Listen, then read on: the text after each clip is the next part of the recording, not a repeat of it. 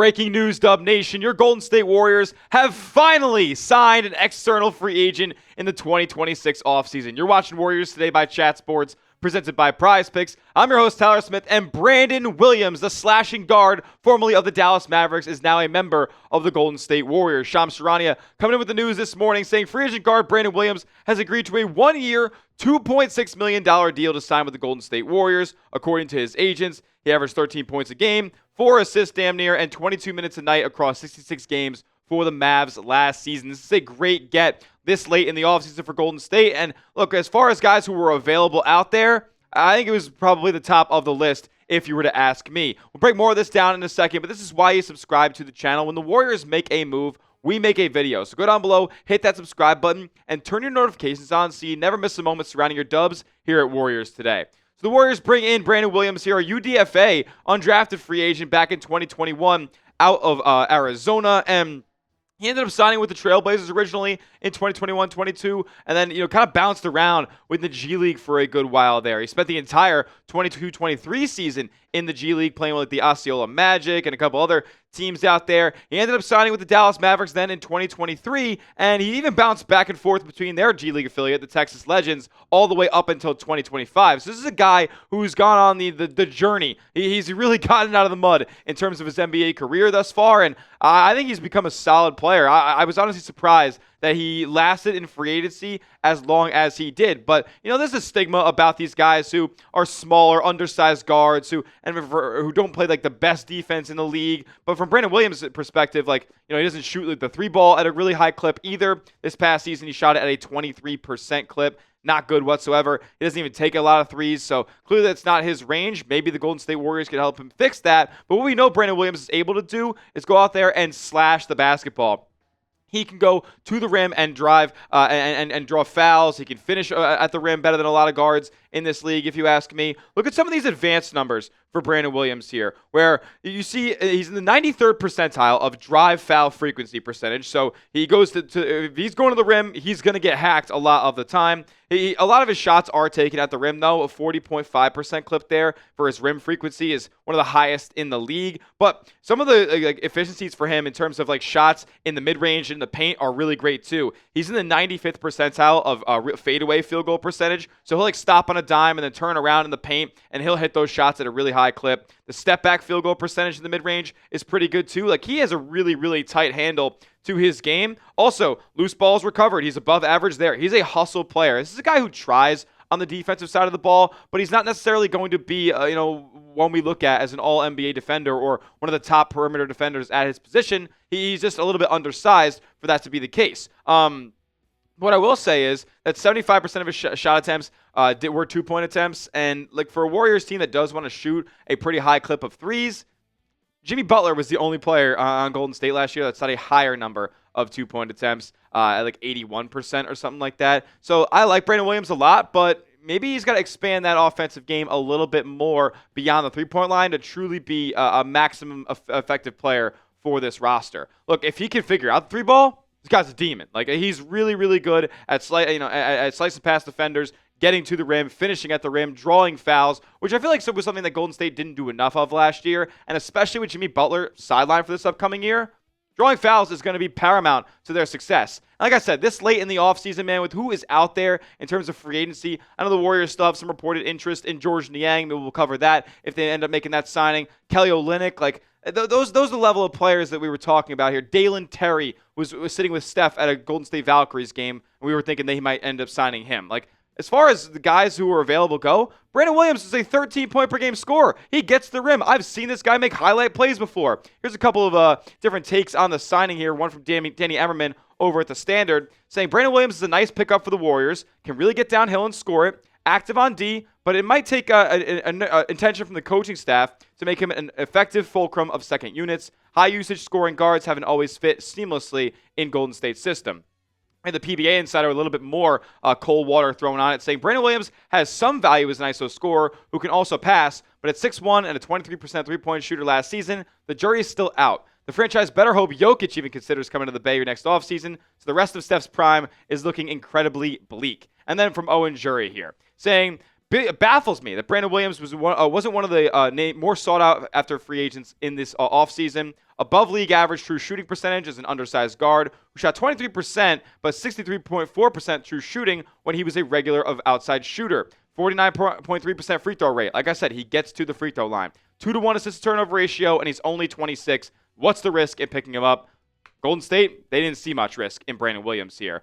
What do you guys think? Grade the signing for me down in the comment section, A, B, C, D, or F. As coming up next, we'll get into what the Warriors rotation is going to look like for the upcoming season, who's going to play, and how many minutes is it going to be divided out by. We'll talk about that in a second. First, a word from our sponsor over at Prize Picks, America's #1 app for sports picks. You just pick more or less on a few player stats, lock in your lineup, and you can win real money while watching your favorite sports. I've been playing Prize Picks for years now, longer than they even sponsor us here at Chat Sports. So take it from me when I say they're always making upgrades to the app.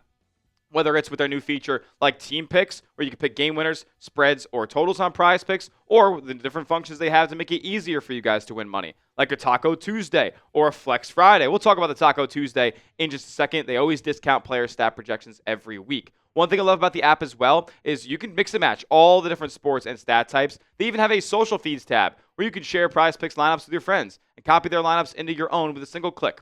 You can even follow me on the app at Tyler J. Smith and see some of my lineups, including this one. For, like I said, the Taco Tuesday, we're taking advantage of it. We're going Paige Beckers more than her point total today, and that is just going to be a square that I hope hits pretty easily in this Dallas Wings game. Then we got Kelsey Plum more than her points value as well. You can take my picks or fade them. Just do it at Prize Picks. Download the app, use the code HMA, and if you win your first $5 lineup, you're getting $150 in bonus lineups instantly. That's code HMA. You play your first $5 lineup, and if it wins, you get $150 in bonus lineups instantly with Prize Picks. The link to download the app is clickable in the comment section and description of today's video. All right, let's talk about the Warriors rotation here, because I want to lead off with this, as Jax Lenneberg was on a stream of some sort like last week, and I thought this was an incredibly funny and heinous quote, to be honest. He was asked about the matchup with Dillon Brooks this upcoming year, and he straight up said, I'm going to give Dillon Brooks belt this upcoming year. Stop playing. Like, all right, Yaxel we know is an incredibly confident player, maybe a guy who needs to be media trained a little bit, but I'm telling you right now, what I do know about him is that he's going to play a lot in year one. I think he's going to start. He plays serious minutes on this roster. I'm talking like close to 30 minutes a night. My prediction for Yaxel Lenneberg this year is 28.5 minutes per game. I think he's going to start. I think he's going to potentially close a lot of games for Golden State here, and by season's end, he's going to be looking more like a veteran than a guy who's in his first NBA season. I think he can shoot the three ball. He's versatile defensively. He makes the right reads. He's a great connector. Like, that's what Golden State really needs in their offense, and on the wing specifically. They need more big wings. Yaxel Lenneberg fits that to a T, and that's why he's going to see a huge role in his rookie season. But let's go back to the top of the rotation here with Steph, of course. I'm saying 32 minutes a game for him because, well, let's be honest, Steph has to play a little bit more than he did last year. You don't have Jimmy Butler. You don't have Moses Moody. Like, those are offensive generators, at least in some regard, especially Butler's case. So Steph played, I think, 30.7 minutes a game last year. Let's bump that up about a minute and a half each night to around a 32.0 minutes per game total for him. So that's where I'm at. It's unfortunate that he has to carry as much weight as he does, but he's still going to play a whole heck of a lot on this roster. Brandin Podziemski, I'm going 32.5 minutes for him. Yeah, another bump up in volume and opportunity for Brandin Podziemski here. He's going to be receiving a contract extension sooner rather than later, and I think he's going to lead the team in minutes per game. He's the healthiest and youngest player that they trust on this roster. So for a guy who is technically getting better year in and year out, I want to see more of an opportunity for him, and he's going to be a regular starter and closer, I'd assume, for this team. Draymond Green. Look, man, he's not going to play 30 minutes a game anymore, and I don't think anybody wants him to play 30 minutes a game anymore. I have him with a slight dip in minutes per game to 26.5 from about 27.5 last year. I think he's going to play around the same as he did in 25-26. Obviously, with some guys entering the fold like a Kristaps Porzingis and Al Horford still in the mix, and Charles Bassey was brought in. Jax Lenneberg's probably going to be playing some four. Like, you don't need Draymond as much all the time anymore. So I see a slight dip, but not too much of a change for him. 26.5 minutes a night. 24 to 25 minutes a night for Kristaps Porzingis. And again, a guy you cannot really afford to play 30 minutes a game in today's NBA. Like, you just run the risk of an injury too frequently there. So I like to see him play more, but I can't bank on him being able to do so. So 24.5 minutes per game for Kristaps is where I'm feeling comfortable. Next up, Guy Santos. Yeah, I'm saying Guy Santos goes all the way up to 23.5 minutes per game this year. It could even be higher, especially in the absence of Jimmy Butler and Moses Moody. It's only going to increase his minutes per game because, like I said, the Warriors need more big wings. They don't have any true, small forward, power forward guys on the roster. I wouldn't even classify Guy Santos as a power forward type of name, but he's 6'7", he's bulky, he's filled out, and he goes out there and makes the hustle plays on the wing. He can defend, he can hit the open shot from the corner. It was deserving of a contract extension. I think it's going to be deserving of even more minutes this upcoming year. So Brandin Williams, this is where he jumps in. I have 22.5 minutes for him. I also have 22.5 minutes for De'Anthony Melton, but I think the Warriors will rely on Brandin Williams a little bit more than we think. And then on the De'Anthony Melton side, they believe in this guy. They really do like him on the coaching staff, in the front office. The fans even do like De'Anthony Melton, especially when he's healthy, and he fits pretty well next to Steph, if you ask me. So 22 minutes each for Brandin Williams and De'Anthony Melton. Maybe that'll just kind of flip-flop as the games go on in matchup styles. Then we got Al Horford, 17.5 minutes per game. 40 years old. I can't do the 25 minutes a night anymore.